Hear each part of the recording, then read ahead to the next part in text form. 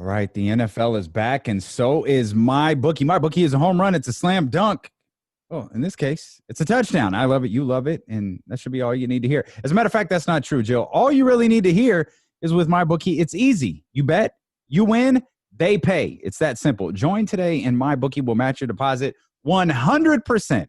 Plus, they'll toss you a free $10 MLB future wager. All you got to do is use the promo code HOOPBALL when signing up. Again, football season is here. You know you want to have some extra fun on Sundays and Mondays and Thursdays. So use my bookie. My bookie's got you covered. And again, the terms are simple. You bet, you win, they pay.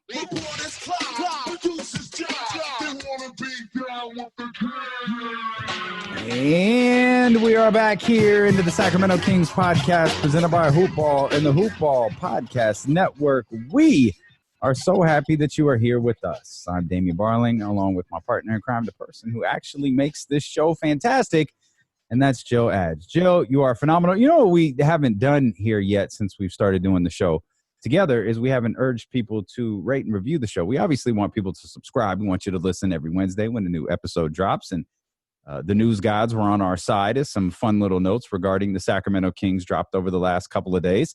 But we want people to rate and review the show. We want you to subscribe, whether it's on Apple Podcasts, Spotify, or you're on the radio.com app. It doesn't really matter. Just if you are a subscriber, please rate and review the show.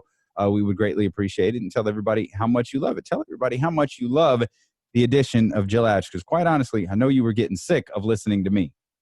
Jill, I was getting sick of listening to me. And quite honestly, I can't blame you, because rarely did we ever have good things to talk about as it pertained to the Sacramento Kings. It was usually quite infuriating. But in this case, we actually got, would you frame the report from The Athletic as good news yesterday? Yes. It was good news because it was the names you wanted to. Yes, because it actually, there's names we want to hear, but it shows that they're actually, to me, looking at the right names. Right. You know, no matter how much it whatever it turns out to be, well, at least some of it, for the most part, these are the kind of names that an experience that you're looking to have in your front office.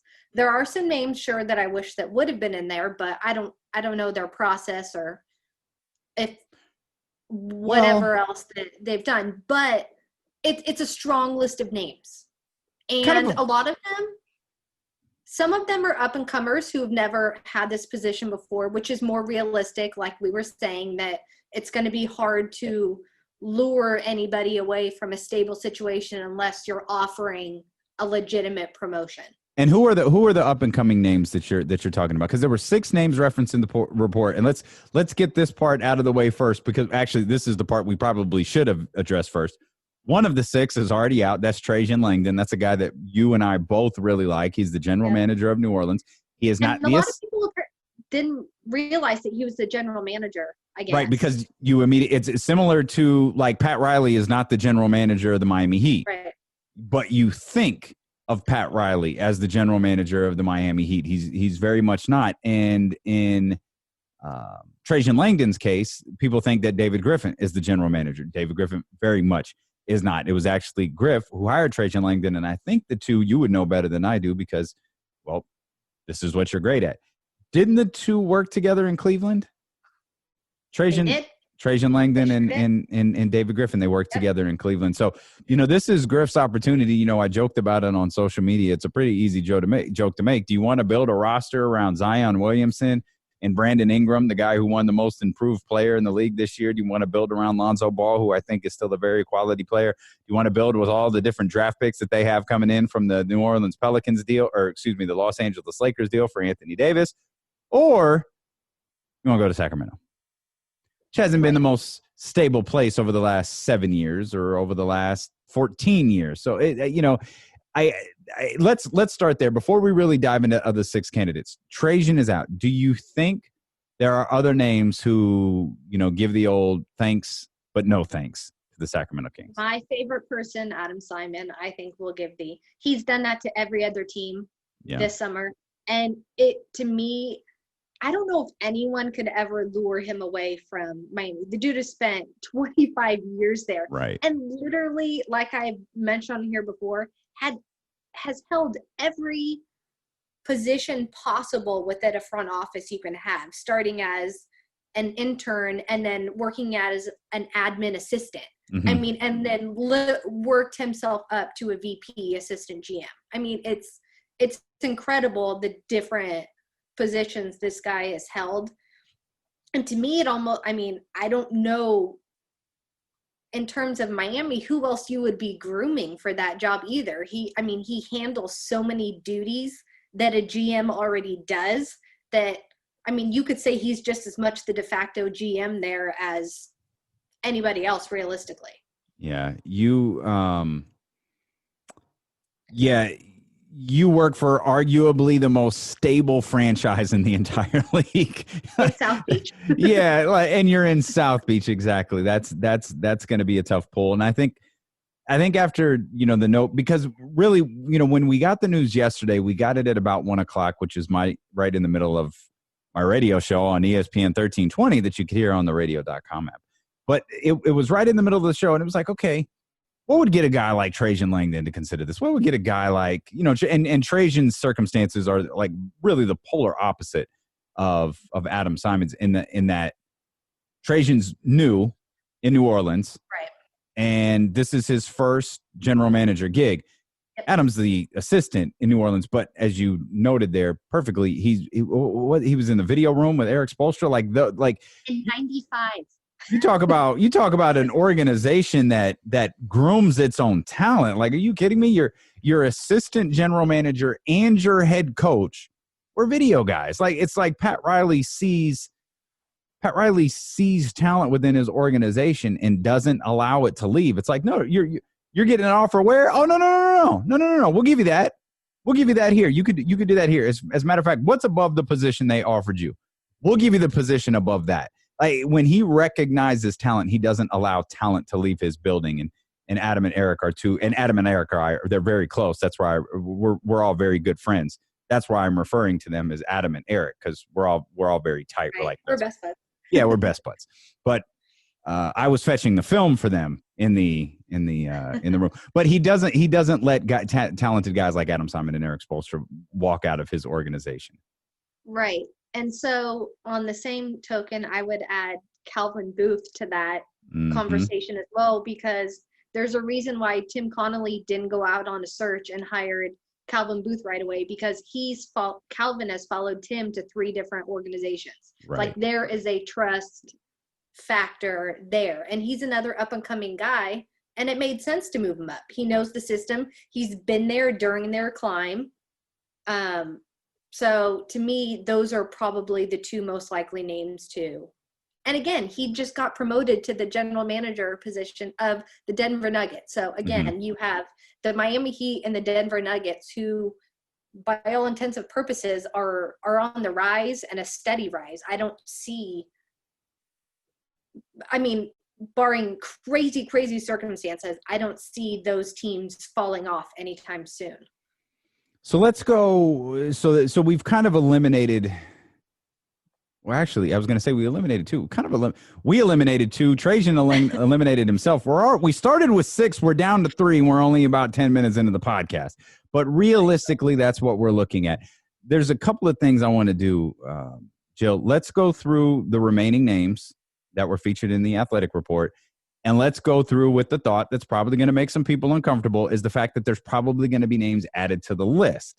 Now, whether that list, and this, I asked James Ham today when he joined Kenny Caraway and I, are they, because he asked a question to the Sacramento Kings about Joe Dumars' role in all of this, and in what exactly the position that what exactly is the position that the Kings are hiring. And he wasn't clear on the answer he got. And I asked him, do you think that's a lack of transparency to you, or do you think that the Kings don't actually know? And then I joked later that perhaps the Kings aren't throwing out the EVP role until they have to. It's like, no, we've got a general manager job. Well, I won't come here unless an executive vice president job. And it's like, well, okay, since you brought it up, maybe we'll go ahead and make it available. But if a candidate comes in and doesn't ask for it, maybe they don't offer it. But James was clear. He thinks it's just lack of transparency to him, and that they do have a plan with who they're going to hire and what position that's going to be for. Right. I would imagine if they're reaching out to these teams and these people, that they're letting them know exactly what it is that they would be coming and interviewing for. I mean, that would, just like anybody else interviewing for a position, you need to know to prepare what you're coming in for. Yeah. And if you even want to accept it in the first place. Yeah. I'm actually surprised that Adam Simon already hasn't said. I actually I expected a sea of alerts after He's keeping my hope alive. Which I wish I mean, at this point, just rip the Band-Aid off. Yeah. You know. Yeah. Let's start in Minnesota. Let's start with the executive vice president of basketball operations. And I think, correct me if I'm wrong, all 6 names we've talked about in the past. I don't know. Have we talked about Monty McNair? No. I talked about, it was a different, what was it? Will Wilcox? No. Or Wes Wilcox, sorry. No. See, Jill is looking for something online, and this is where I'm going to fill time. No, I'm going through my notes, but there was someone else on the Rock. Oh, Eli Whitus. Hello. He's the other assistant general manager of the Rockets. We had talked about him previously, but Quick not question. Monty. How many pages of notes on King's general managers? You don't want to know? I very much do. I never ask a question I don't want to know the answer to. Is it triple digits? Right here is 18 pages on Word. Okay, that's not what. But you have more somewhere else. Like Jill is the mad scientist. Like when you see King's Twitter and maybe Jill should be in charge of this search. I don't think anybody's. Yeah, I don't think Jill. I don't think anybody's kidding. Okay, let's start with a name we have talked about before. The executive vice president of basketball operations. And Sachin is the creator of the trade machine, correct? Yep, that's what I call him, trade machine. The creator of the trade machine. What do you think about him? Because I think some people will look at, wait a minute, the Minnesota Timberwolves, they're as bad as we are. We don't want that. Well, except he's only been there for a year. There you go. And granted, they were saying that even he couldn't come in and get rid of some of those contracts that guys like Wiggins and I think there was one more. There was Dang, Wiggins, and another one that, these guys, their contracts were just untradeable. Mm-hmm. Well, that's what this guy does, is he thinks of every scenario possible. And like you said, he'll throw it against the wall, and see what happens. But yeah, I mean, there's a reason why too, that when guys get hired at who he worked with in Houston, when they get hired elsewhere, they bring him. Mm-hmm. There's been 2 that have left that have brought him along for a reason. So is he like and this person is not being considered for the job, but is he like a Ken Cantanella type? I mean, he has that capability, just in the fact that you saw that he created the trade machine, and that kind of, I wouldn't say perfected his idea of, the salary cap and CBA and all that stuff. But most people don't pay attention that, like, during this pandemic, when everything was shut down, he was off scouting SEC games. Like, the guy does actually go out and scout. He's not just a numbers guy, where you hear more so about Ken being the contracts and numbers guy. He might be going out and scouting. You never hear about it. But that's one thing that Gupta has tried to say is, I'm not just that guy. Mm-hmm. But he's perfected in being in the, Houston, Philadelphia, Detroit, and now Minnesota, that every front office executive that's been over him has talked about how invaluable he is. And he's not just looking at necessarily the next move. It's, if I do this move, then what? And maybe that doesn't work out. what could this move then get me 2 or 3 moves from now? Mm-hmm. And that's kind of what happened when he did the Kevin Martin trade with Sacramento.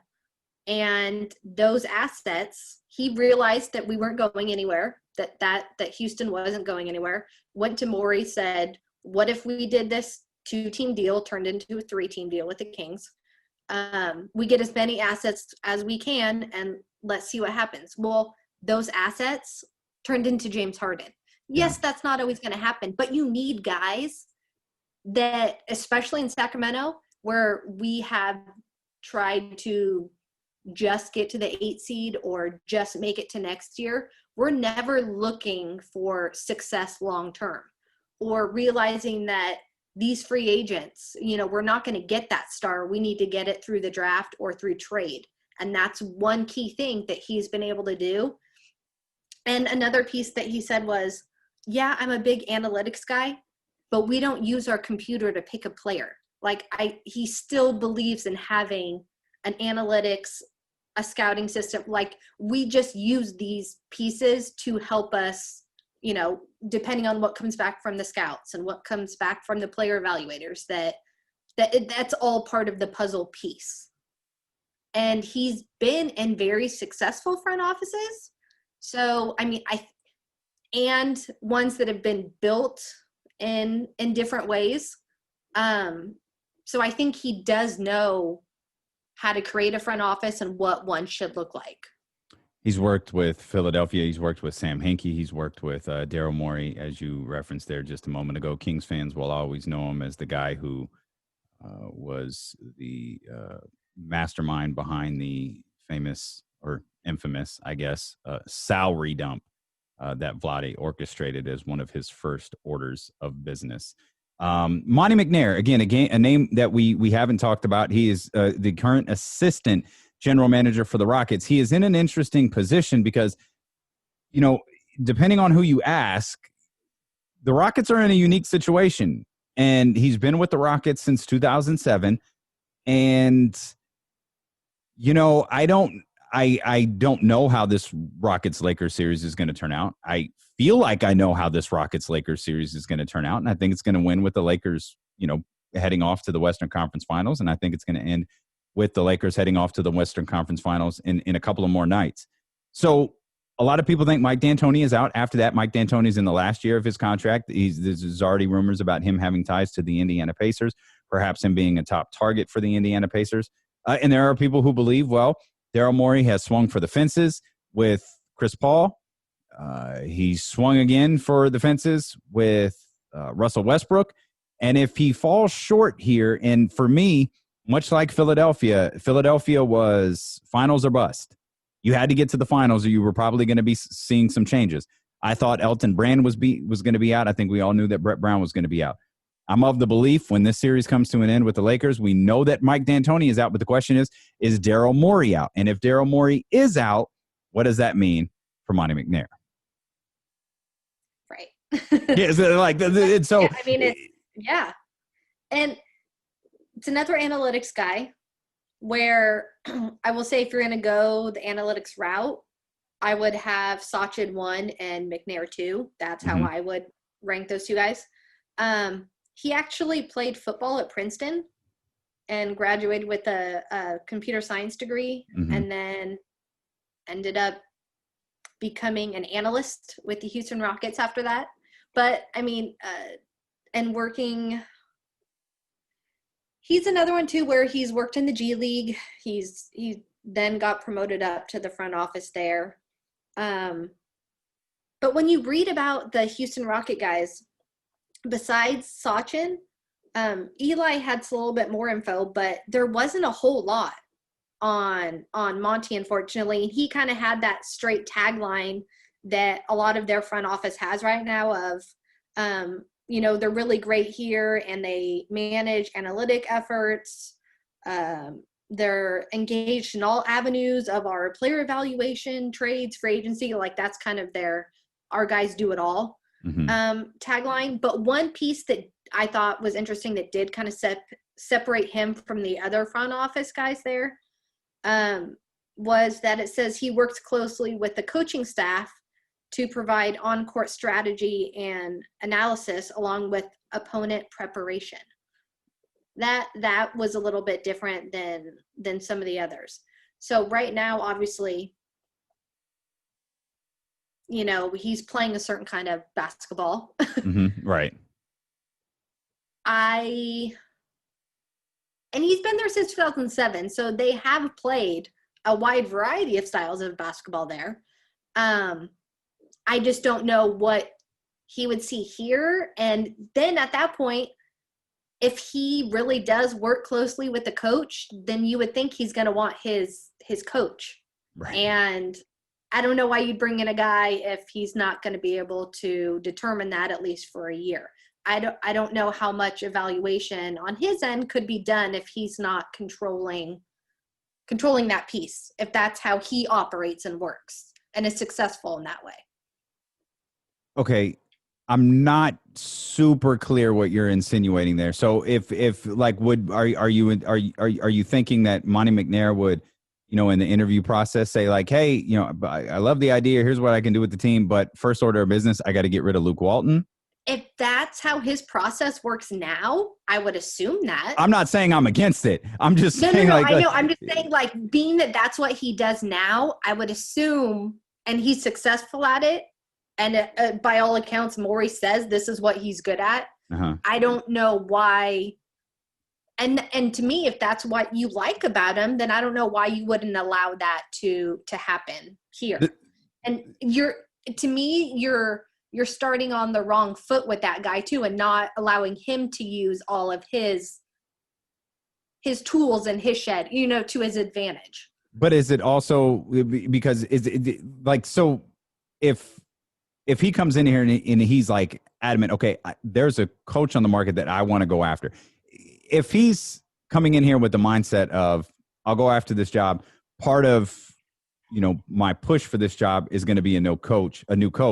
That coach is already on the market. I'm going to go out on a limb and say he would have already have had a preliminary conversation with that coach. Not a formal discussion, not a formal offer, just a, hey, if I landed this gig in Sacramento, what would you think about, finish the sentence there. But if he doesn't, isn't it, this is almost going to come across as a defense of Luke Walton, and I'm sure everybody will find this hysterical, but don't you like, unless it's Billy Donovan, right? Or unless it's Becky Hammond, or it's obviously not Dave Yeager, but unless it's someone, you know, that's out on the market right now, isn't that your only option to come in and wait it out with Luke Walton? Yeah. Okay. I would just think that would be putting him to a disadvantage. Okay. No, I don't disagree. Based on what I can read about him. I mean, but again, he might have completely different thoughts on that. I mean, sure. I mean, it could be totally different. I can't imagine though. Like, no GM is going to want to take a job and not be in charge of who's coaching the team. And that's not to say a general manager. You can make it work. Right, exactly. That's what to say. It's not to say that a general manager may not particularly like Luke Walton. I can't envision that scenario, but, and you know, that's going to, and I guess that's a conversation we'll get to here at the end of this, is it, I didn't think, but I did keep an eye on my phone today because I was curious how exit meetings were going to go with Mike Budenholzer. Again, don't think that that's even a remote possibility for Milwaukee, but I didn't think it was a remote possibility for Oklahoma City. This was the first year I went to Oklahoma City's offseason and thought, well, Billy Donovan's safe. Like, Billy Donovan's got a job for a long time. And obviously, you know, that's not the case as Billy Donovan's on the market now. Yeah. And I want to make clear with all of these guys coming in, I think it's a disadvantage to all of them to not be able to hire or to put in whoever they want. That you're automatic. It's just like if you were, like we were saying, if you were to allow Dumars or whoever was here, if they couldn't find someone to hire and he was making the draft and free agents, then you come in, you're being blamed for somebody else's moves and issues. That it just becomes this weird limbo. And if you are as a team going to allow Luke to stay, which very well could because of the money issues or whatever, then you have to know that this is kind of a dud evaluation year, that it's, right. I mean, it is what it is. And I see Kings fans all the time, like, well, they have to know how mad, the fan base is and how much we want it to change. Of course, we all want that. But then you'd all have to understand, too, that you're going into a year where, your front office is not getting to make every single decision. And there isn't, but you know what, an advantage the Kings might have is, and you're right, a dead evaluation year is because, you can't, in my estimation, you can't evaluate Buddy Hield under Luke Walton anymore. You have to evaluate Buddy Hield under a new coach. I know a lot of people don't agree with that, but I'm still of the mindset Buddy is a whatever's better than serviceable. Like, he is a good NBA player. I don't think he's a good NBA player under Luke Walton, or a good enough NBA. I think he makes too many. His pluses, his minuses can outweigh his pluses on too many occasions. In that system, 100%. But, you talk about the fan base potentially being, or we know the fan base is fed up, but you talk about, the fan base saying this and the fan base saying that. One advantage that the Kings front office might have, and really the Kings ownership might have, and this is certainly something that they don't want, but it could be a reality that they're facing, is we've got to accept the very real and of my guess, the very, very likely possibility the Golden One Center is empty again for, if not the whole season, a very, very large portion of it. And so you talk about a dead evaluation period. Well, you're going to have a dead evaluation period with your fan base as well. And we know that the Kings, along with a number of other teams, are in, serious, they're having a lot of financial difficulties, as many people, all across the world are. But evaluating, evaluating is the wrong word. Checking the temperature of your fan base. There's a very, major likelihood that's not going to be a thing this year. Because you measure. You don't measure by booing Luke Walton or booing Dave Yeager. That's not a thing. An empty arena, that's a thing. That's how you measure it. And you season. I mean, yes, there's plenty of, And even that, think about the difficulties in evaluating that, because you're going to have people's, since the last time the Kings played a game, or the last time the Kings were scheduled to play a game, think of how many of those people who were in that arena on March 11th when they were sent home. Think of how many people's financial situations have changed, drastically since then. And again, this is all a really, really difficult process, to measure, which in this very odd sense might work in ownership's advantage. It's very true. It's a terrible way of looking at this, but it's not inaccurate. Wes Wilcox, we haven't talked about Wes Wilcox, have we? And I don't know, you can't see the look on Jill's face. Jill, I'm guessing he's not on the top of your list. Did he make part 10 of the Hoops and Wine GM search? I did not have him in my stratosphere at all. And I know that he's a name gets thrown around ever since he had to resign, and is now. That's worth repeating, by the way, so that didn't sneak by anybody. He had to resign. Apparently, he made some sort of insensitive joke. I guess the joke is out there. I've never seen it. Yeah, it was at a fan event, and he got asked a question and said something about, I'm used to arguments or being in argumentative. Oh, because I'm married to a black woman. And right? He said, I think he said mixed kids. It was like, you literally could have just said, I'm married to a woman and have 3 kids. And people would have been like, yep, I get you. Yeah, I remember that now. Sure, you're going to get in arguments. Yeah. But as soon as he said that, and then it was also around the Danny Ferry thing, it was, the times where it was just and he said he was trying to make a joke and diffuse the situation, which, I don't know. Yeah, I don't know. It's a lot I don't want to try to. So, for a team with enough PR issues, I don't think you need to necessarily throw that on there. But the thing for him is he has the resume that anyone would want, which is I think why his name gets thrown around. But another member of the Heat. Why no one, he's had to be a special advisor since 2017 to the same team. Mm-hmm. Which I made the joke, that's the only reason he's in the running, because he has the special advisor.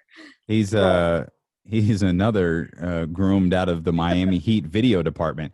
That is a hell of I don't know if a department has ever gone to the Hall of Fame before, but if there was, the Miami Heat video department should go to the Hall of Fame.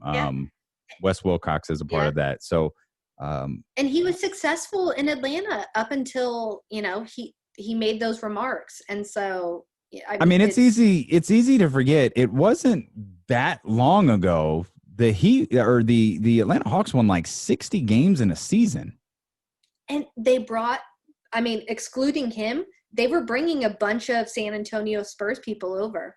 Mm-hmm. It worked for him. There were a bunch of them going back and forth, but it worked. Who signed the Joe Johnson contract? Was that Atlanta of 2010? The point I was getting at is you were able to unload it. What arguably was? If he was with Cleveland at that point. Oh, okay. He didn't become assistant general manager with the Hawks until 2012. Yeah, it was 2010. Joe Johnson signed what appeared to be, at the time, now it looks like chump change. It was 6 years, $123 million. Like, bro, that's 10 years ago. Joe Johnson signed a 6-year, $123 million deal, and it was absurd. It was absurd partly because it was Joe Johnson, and he was a free agent the same year Amari Stoudemire was, which in 2020 sounds ridiculous, but it was the same year of LeBron and the Heatles and all of that stuff. But Giannis is due twice that. Giannis's upcoming contract is $254 million. Just to put the last 10 years into perspective for some people, Giannis's next contract is, and this was the absolute max deal that a player could sign. He was the highest paid player in the NBA, and Giannis's next deal that it doesn't sound like he's going to sign it this year, but the next deal that he can sign this year and next year is worth over twice that amount. So we've covered every name that was in the Athletic article. Yes. And I will add on to this is out of those 6 names, you did see a theme though between them is you saw some of the brightest analytic minds. Mm-hmm. And when Wilcox was the GM, I will say, and some of the best talent evaluators, or at least going up through, because Calvin Booth started after he finished playing the next year, he started as a video intern with the Washington Wizards. So you found guys that kind of built themselves up through these video rooms and player evaluations, and then you have your analytics. So you did see pieces of both sides, but whoever you choose, you're going to have, if you choose the scout, talent evaluation guy, you're going to need an analytics guy. If you choose the analytics guy, you're going to need, your scout talent evaluator. So whether they could even get 2 of these guys maybe to come together, I don't know. Because you're looking at a guy with Sachin as an executive VP of basketball ops. And we've mentioned this before where titles are really strange in the NBA, and depending on the team, that title can be the same as somebody else with another team, but completely different hierarchies depending on, who's in their front office. Right. But right now, Sachin is the number 2 guy in Minnesota as a VP. I don't know if he'd want that same title, not a GM. Like it's weird how that works, but I'm curious if, like you mentioned, that Ham was saying that they're kind of being evasive because maybe somebody does say, I want that VP role or I want the GM role. Mm-hmm. Could you maybe get 2 of these guys off the list and put them together? I don't know. Yeah, I would. I mean, I certainly don't know. I would venture no, only because I would think as part of the interview process, it's just a guess on my part, but as part of the interview process, I would think like if pick any one of those three names who we don't think are gonna are gonna rule themselves out, and Right. they get an interview scheduled next week. They're taking this job seriously. My guess is they're gonna come in with a team. Like a presentation of a team, not they're going to come in with a whole bunch of people. I mean, they're going to come in with a presentation like, here's my idea. Here's how I would structure my front office. I'd hope so. Yeah. Right. And I doubt that, hey, if Wes doesn't get this job, like I want to bring him in here with me. Like if I'm Monty and I'm saying, if Wes doesn't get this, I'm going to bring him here with me. So we've got a chance. You hire me, you might be able to get both of us. Like they're trying to lay out their staff and figure out how they can put this together. But here's the uncomfortable thing, or here's the thing that I think is going to make Kings fans uncomfortable, because one of the common responses to the news from The Athletic was, hey, no Scott Perry. That doesn't mean that Scott Perry is not going to be contacted and be asked to interview. It means he wasn't on that initial list of 6. And again, you mentioned this, it's worth, bringing this back up. This is a search firm that is involved here. And so there's a lot of different things, at play, but that was the first response. Both James Ham, Sam Amick, who was a part of the original report with Shams, and I think Jason Jones, they've all noted there's a real likelihood, a strong likelihood, and you probably have a safe assumption that the list is going to get longer. This is the initial list. This is their first target 6 candidates. One day later, it was down to 5. You and I both expected to drop to 4, and it wouldn't be outrageous for it to drop as low as 3. Are you just going to interview those 3, or do you have like a next crop of people that you're going to interview? And the answer is you probably have the next crop. I would hope so. And I hope it would include guys like Trent Redden and Mark Hughes to fill in those talent evaluators that you lost saying no to you in this first round. Mm-hmm. I hope it wouldn't just, to me personally, I hope it wouldn't just be more analytical guys, because to me, if you're going to go analytical, you have the best one right here. There's no need to look anywhere else, in my opinion. Yes. Mm-hmm. So. There's for you don't want to look anywhere else, but maybe Sachin is like, I got the number 1 overall pick in the draft coming to my organization. I think there's mutual interest there. To me, he is the most, if you're going to keep this list, this is the guy that I see coming out of it on top. I will say that. If Adam's gone, and I think he is. But I'm confused by what you mean. You think it's who the Kings will want? I think it's both. You'll think it's what the Kings will want, and it's what Sachin will want. That's my prediction. Okay. I can go with that. I will put it this way. I will be absolutely shocked, like beyond shocked, if he comes out and says he does not want this job. Like before an interview. Like if he goes the Trajan Langdon route. Okay. All right. Well, that's interesting. So he's a guy I admittedly don't know a lot about. I know a lot more about Trajan Langdon for a variety. I know a lot more about those guys. We've taught, and I think you were the one who really hipped me to Sachin Gupta. Again, you hear names in NBA circles. You don't always retain the information until you realize you need it. And it's like, wait a minute, I've heard this before. Why have I heard this? Oh, he was the guy in charge of the trade back in 2015 or whatever year it was, 16, whatever it was. And like, oh, okay. And then you start to kind of put pieces of the puzzle together and see like, oh, all right.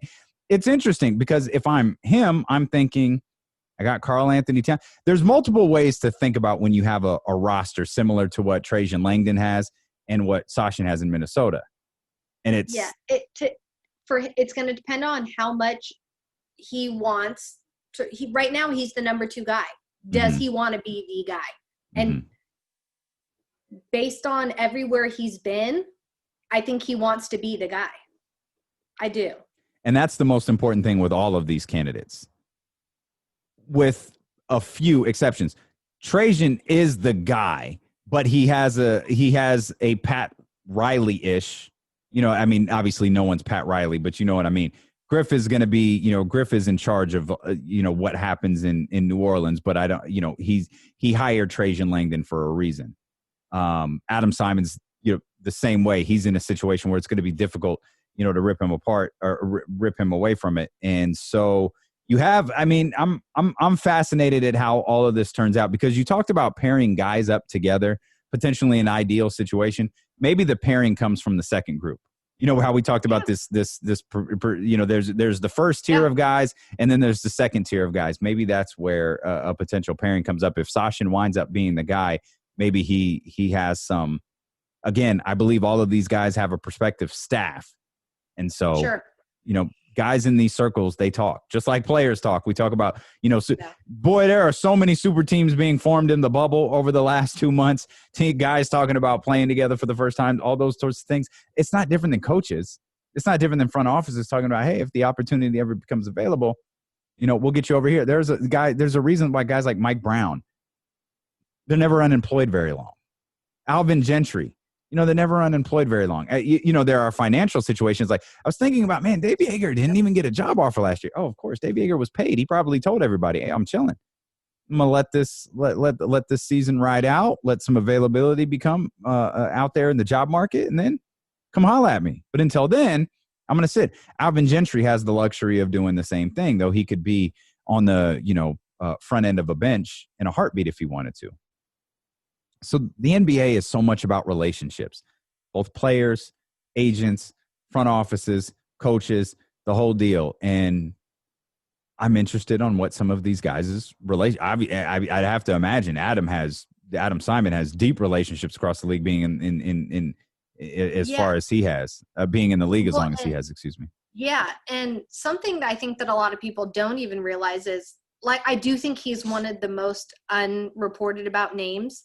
But he also is on the selection committee for the senior national team for the U.S. team. Okay. USA basketball. And he also does stuff like with the World Cup. He does like the Basketball Without Borders, in multiple countries. His Rolodex is huge. Yeah. So connections. And connect with Manscaped right now. Go to manscaped.com. Use the promo code hoopball20. That'll get you 20% off your order. It'll get you free shipping. You can get the Lawnmower 3.0. It is their third generation trimmer. It features a cutting-edge ceramic blade to reduce manscaping accidents thanks to Manscaped's advanced skin-safe technology. Hoopball20. Use that at checkout and get 20% off your order plus free shipping. Head over to manscaped.com. Anything you got in closing? Anything we didn't cover? Any name that you want to throw out there? Did you wake up in a cold sweat and go, I've got to add this guy to my list? Not yet. I've spent most of the time just going back over these, what was 6 names that's now down to 5. I'm more curious now that if more names are added, if it's going to be anyone that I've already talked about, or if it's going to be someone complete like Wes, who's like out of left field. So, but like I said, I think they're on the right track. And I know there was some talk too of people. There were a couple comments that I saw of, great, the Kings are doing it wrong again. These names came out and there wasn't even mutual interest.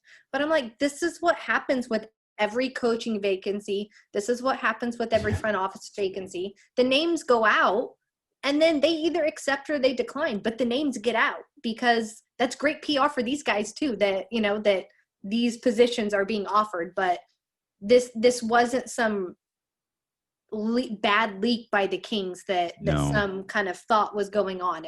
That's, to me, like I've been saying, is you make them say no. You call all of them, make them say no, but at least you're actually reaching out to qualified people. If someone doesn't want their name out there, it's probably explicitly stated at the beginning. I'll give you a perfect example. The Brooklyn Nets head coach. You talk about coming out of nowhere. Like that came out of nowhere. There was a reason it came out of nowhere. I'm very confident they were told, we're interested in it. But let's not make this like a public circus. Like, let's keep this under wraps. And you saw how it turned out. Normally, those types of things, it has a lot to do with agents as well. Yeah. But a lot of that stuff, it has to be explicitly stated at the top. Hey, this needs to stay, under wraps. And you're right. It doesn't do any of those guys any harm for their name to be mentioned. Yeah, like even Trajan turning it down, that does no harm to anybody. Trajan's in a very good situation. It's like I said, it's the same way we see every free agent and come trade deadline always tied to us, because they're trying to get interest out there that, look, they want my guy, they want my people. Like, yeah, I just wanted to make it that this is a totally normal process. It's the same way you saw the article come out today about Yeager and Becky Hammond and, people right now on the list for the Pacers. We've seen the list for the Sixers job. It's people who've been interested in OKC and who are interested in New Orleans. Like, this is how the PR game is played. But I just wanted to put it out there that they are following the process as they should. And I know we're used to that not happening. So we're always like, oh God, did they do something bad? But this is exactly what they should be doing right now. So will Becky be the first woman head coach? I hope so. Will there be a woman to run a basketball team? Wasn't she interviewed for the Milwaukee general manager Bucks position? Like a GM job? I don't know. I don't think I'm crazy, but I'm pretty sure that it was super random. Yeah, I don't think I was aware of that. I'm curious. The point I was getting at is we're headed towards, it feels like, I don't know when Becky is going to get a job. I think everybody's in agreement. Becky's going to be the first head coach. There's only a couple of them. She did? She did. They contacted her. I knew it, to interview for the vacant general manager position. Huh. This was 2018. And people were saying, oh, isn't she skipping the line? That was the big thing of, she's skipping the line. She's not even a coach first. Yeah, dude. Yeah. Okay. So, yes, There aren't I knew it because, it was super random when it happened. It was like, whoa, like I only had her pegged as, okay, she's going to want to be a coach. And then she went and interviewed for it. And she actually had really good reviews coming out of it. So not surprising. Yeah, no, not surprising at all. But, well, cool. I guess we'll wait to see what happens next. Remember, subscribe, rate, and review. Do all of that stuff. Share it on social media. Tell all of your Kings friends about the Sacramento Kings podcast with Jill and Damian, and we'll connect again next Wednesday. We'll see what changes happen between now and then. I know, At this point, anything is possible. Thanks. Yes, they also said that interviews could happen within the next week. So we could be talking about interviews. We could be talking about new names. So big thanks to Sham and Sam for dropping this report on a Tuesday. So we had it to cover here on a Wednesday. And I think you caught this note because I'm confident you retweeted it. James Ham thinks we could be looking at the end of the month, potentially early October, for having a general manager in place. All of this plays into the fact that the NBA today, they announced they're pushing the draft and free agency back. They didn't give a definitive date. There is a tentative date of November 18th, which that actually stunned me because that's over a month later than was originally projected in October, which the first thing I saw was, oh, wow. Okay, I know Adam Silver said December 1st was early to start the season. What Adam Silver didn't say is December 1st might be way too early to start the season. Like, I had always hoped for a Christmas Day start. Now I think we might be looking at the middle to late January for a start. Yeah, and I think the big piece there is, and granted, I agree with the front office guys that they need to know what they're looking at in terms of salary cap. Yeah. What each draft pick is going to cost. I mean, because you have guys factoring in all those pieces for their moves of what they're going to be doing this offseason between free agency, draft, how valuable is each pick, things like that really needs to be sorted out, not like a week prior to. And it looks like they're still trying to figure out how they're even going to handle these incoming draft picks. Right. Workouts, virtual workouts. Yeah. The whole thing. It's something. And, it's been a strange year. It's going to get stranger. It's going to bleed into 2021. But yeah, that was a big notable note there that the draft has been pushed back, which actually helps the Sacramento Kings situation. Just gonna say, that's a huge win for the Kings. If that ends up happening, and you do get the hire by the end of this month, that gives them a lot of opportunity to build or at least start building what they want to build. We'll see you here next Wednesday on the Sacramento Kings podcast with Joe Adge and Damien Barling.